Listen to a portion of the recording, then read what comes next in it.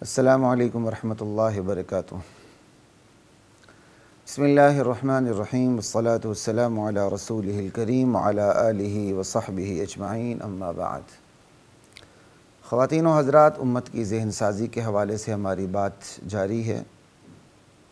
آج امت کی ذہن سازی کے حوالے سے بات کرنی ہے کہ امت کی ذہن سازی کے حوالے سے نظام کو بدلنا پڑے گا یا مزاج کو بدلنا پڑے گا۔ یہی سوال تعلیم و تطہیر کے حوالے سے بھی ہے کہ ہم نے تعلیم کا کام بھی کرنا ہے، تطہیر کا جس طرح گزشتہ نشست میں بات ہو چکی ہے۔ تعلیم و تطہیر کے لیے بھی نظام کو بدلنا پڑے گا یا مزاج کو بدلنا پڑے گا؟ جواب یہ ہے، نظام سے زیادہ مزاج کو بدلنا پڑے گا۔ نظام کی نفی نہیں ہے بلکہ مزاج پر زیادہ توجہ دینے کی ضرورت ہے۔ دراصل خواتین و حضرات، امت کی 4 طبقات ہیں۔ ایک طبقہ سب سے زیادہ اکثریت میں ہے، خاموش اکثریت۔ یہ طبقہ سب سے بڑا ظالم ہے۔ اس کو امت کے مسائل سے کوئی سروکار نہیں۔ اس نے کھانا ہے، پینا ہے، پیٹ بھرنا ہے، اور پھر پیٹ کے اندر جو غلاظتیں ان کو نکالنے کے لیے واش روم جانا ہے، اور پھر سے اگلے دن نئی زندگی کا آغاز کرنا ہے، پیٹ بھرنے کے جو اسباب اختیار کرنے ہیں۔ بس ایک سرکل میں یہ زندگی چل رہی ہے۔ یہ خاموش اکثریت ہے۔ امت کا ایک دوسرا طبقہ ہے، وہ اصلاح چاہتا ہے، لیکن وہ صرف نظام کی اصلاح چاہتا ہے۔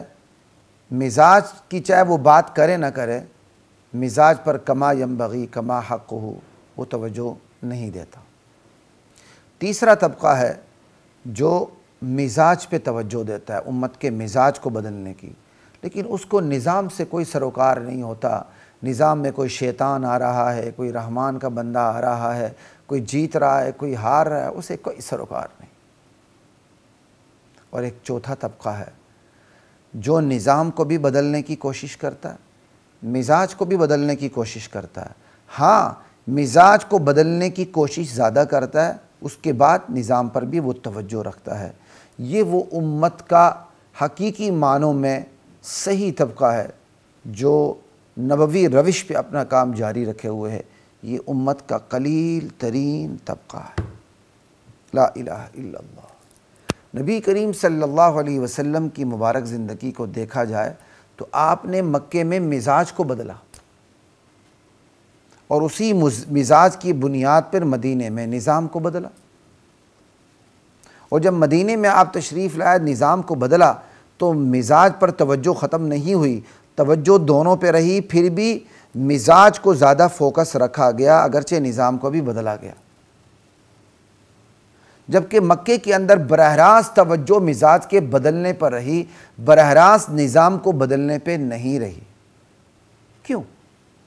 مزاج میں شرک ہوتا ہے، مزاج میں بدعات ہوتی ہیں، مزاج میں تشیع ہوتا ہے، مزاج میں تکبر ہوتا ہے، مزاج میں رسوم و رواج ہوتے ہیں، مزاج میں اپنی تہذیب، اپنے تمدن، اپنے کلچر، اپنی ثقافت کی طاقت اور اس کا ایک روب جمع ہوا ہوتا ہے، اور مزاج میں ذاتی پسند اور ناپسند ہوتی ہے، مزاج میں انانیت ہوتی ہے کہ بس میں ہوں، ہم ہیں اور کوئی نہیں۔ یہ جو گوسالہ پرستی ہے، یہ مزاج ہی کا کرشمہ تھا۔ موسیٰ علیہ السلام کی قوم جو آپ پر ایمان لے آئی، اور آپ تورات لینے کے لیے کوہ طور پہ تشریف لے گئے، پیچھے سامری نے انہیں کیا کہتے ہیں گمراہ کر دیا، اور کیا کہتے ہیں انہیں بچھڑے کی پوجا میں لگا دیا۔ آخر ایک نبی کی امت بچھڑے کی پوجا میں کیسے لگ گئی؟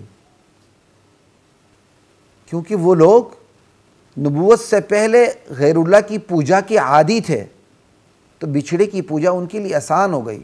وہ مزاج کی اچھی طرح بھی صفائی نہیں ہوئی تھی، تو وہی پرانا مزاج عود کرایا۔ لا الہ الا اللہ اللہ۔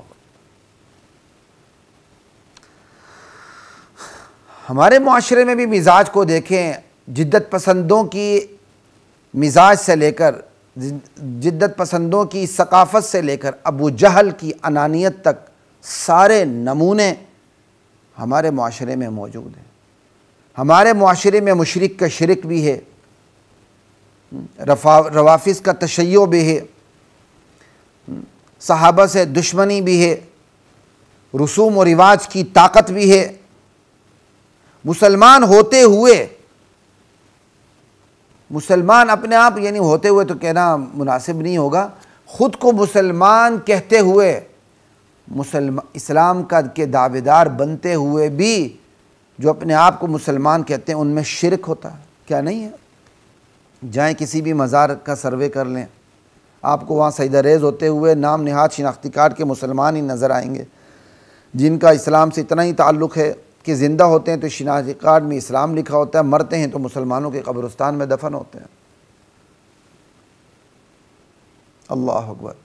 اسلام کے دعوے دار ہوتے ہوئے شرک ہوتا ہے، بدعات ہوتی ہیں، غمی شادی کی رسومات میں ہندو کلچر کو زندہ کرتے ہیں، بغض صحابہ ہوتا ہے، صحابہ کی دشمنی ہوتی ہے، کلچر کی رٹ ہوتی ہے، اپنی ذاتی پسند ناپسند ہوتی ہے، اپنی ذاتی مفادات کی اور اس کی ترجیحات ہوتی ہیں، لا الہ الا اللہ، تکبر ہوتا ہے۔